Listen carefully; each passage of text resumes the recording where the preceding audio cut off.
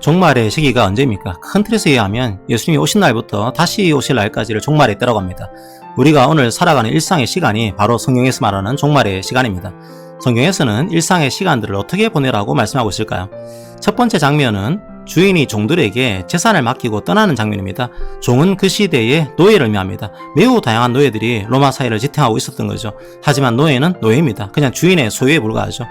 그런데 과거 로마에는 페쿨리움이라는 제도가 있었습니다. 주인이 그 노예에게 재산을 맡기는 제도였습니다. 그런데 얼마를 맡긴 겁니까? 5달란트, 2달란트, 1달란트를 맡겼습니다. 잠깐 화폐 단위를 조금 정리해 드리겠습니다. 1달란트는 6,000데나리온입니다. 오늘날 기준으로 따지면 9억 6천만 원입니다. 그러니까 1달란트는 약 10억의 가치가 있는 돈입니다. 보통 금액이 아닌 거죠. 5달란트 받은 종은 무려 50억을 받았을 겁니다. 2달란트는 20억, 1달란트는 10억입니다. 주인은 그 큰 돈을 노예들에게 맡긴 겁니다. 게다가 여러 노예들 중에서 특별히 3명을 택한 겁니다. 1달란트 받은 종도 무려 10억을 받았습니다. 그런데 재능대로 달란트를 맡겼다고 표현합니다. 달란트가 뭘까요? 하나님의 말씀이다, 영적인 은사다, 믿음이다, 이런 다양한 견해들이 있습니다. 그런데 14절에서는 그 달란트를 주인의 소유라고 말합니다. 사실 우주 만물의 모든 것들이 다 하나님의 소유입니다. 그런데 성경에 특별히 하나님의 소유라고 부르는 사람들이 있습니다. 바로 교회입니다. 종말에 대한 25장의 말씀에 누가 등장할까요? 줄인 자입니다. 목마른 자입니다. 나그네입니다. 헐벗은 자입니다. 명든 자입니다. 감옥에 갇힌 자입니다. 바로 그 사람들을 우리같이 부족한 종들에게 맡기신 것입니다. 바로 교회를 우리에게 맡기신 것입니다. 조금 더 논의를 확장하면 여러분의 가정도 바로 여러분의 달란트입니다. 여러분의 직장도 바로 여러분의 달란트입니다. 하나님의 소유를 여러분에게 맡기셨습니다. 하나님께서 주신 은혜입니다. 이제 주인이 떠납니다. 예수님이 승천하신 것을 의미합니다. 5달란트 받은 자의 행동을 잘 보십시오. 주인이 떠나자마자 곧바로 그 맡겨진 달란트를 활용합니다. 왜 그렇게 급하게 행동했을까요? 주인이 언제 다시 올지 모르기 때문입니다. 한 가지를 더 생각해 볼 수도 있습니다. 단순한 의무감으로 한 게 아니라는 거죠. 아, 주인이 나를 이렇게 믿고 있구나. 이제 내가 그 은혜에 보답해야겠구나. 그런 생각을 한 겁니다. 그 사람만이 즉시 행동할 수 있는 거죠. 또 하나 이상한 점이 있습니다. 5달란트 받은 자는 장사를 합니다. 그 당시족들은 서민들이 낸 여러 세금으로 로마에 세금을 내면서 호의호식하며 살았습니다. 고대 로마 사회에서는 그게 이상한 방법이 아니었습니다.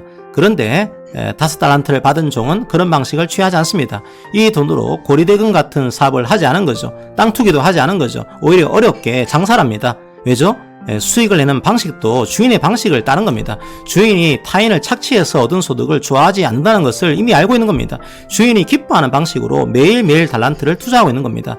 1달란트를 받은 종은 바로 땅을 파서 그 달란트를 묻어버립니다.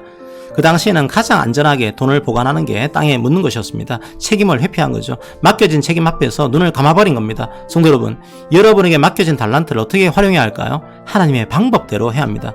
인간의 노동을 마치 상품처럼 여기는 것이 세상의 방식입니다. 타인을 착취합니다. 사람을 소비합니다. 하지만 우리는 하나님의 말씀대로 교회와 사람들을 섬겨야 합니다. 이제 오랜 시간이 흐른 후에 주인이 돌아옵니다. 그리고 종들과 결산을 하죠. 그 칭찬의 내용을 잘 보십시오. 똑같습니다. 5달란트 받은 종과 2달란트 받은 종에게 하는 칭찬이 똑같습니다. 주인은 돈의 양을 보고 칭찬하는 게 아닙니다. 주인이 칭찬하는 대목이 무엇입니까? 바로 충성입니다. 매일매일 능력대로 받은 자신의 달란트를 귀하게 사용하고 있는 겁니다. 매일매일 일상을 살면서 주인이 맡기신 달란트에 최선을 다하고 있는 겁니다. 이제 1달란트 받았던 종을 봅시다. 그 종은 두려워서 달란트를 땅에 묻었다고 말합니다. 세 번째 종은 그 이유를 주인에게 돌립니다. 지금 이 종은 자신을 희생자라고 생각하고 있는 겁니다. 왜 나한테 이렇게 1달란트를 줘서 맡겨서 두렵게 만듭니까?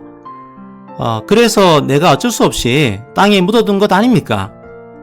종은 주인을 착취하는 귀족으로 평가합니다. 고리대금이나 하는 귀족으로 평가합니다.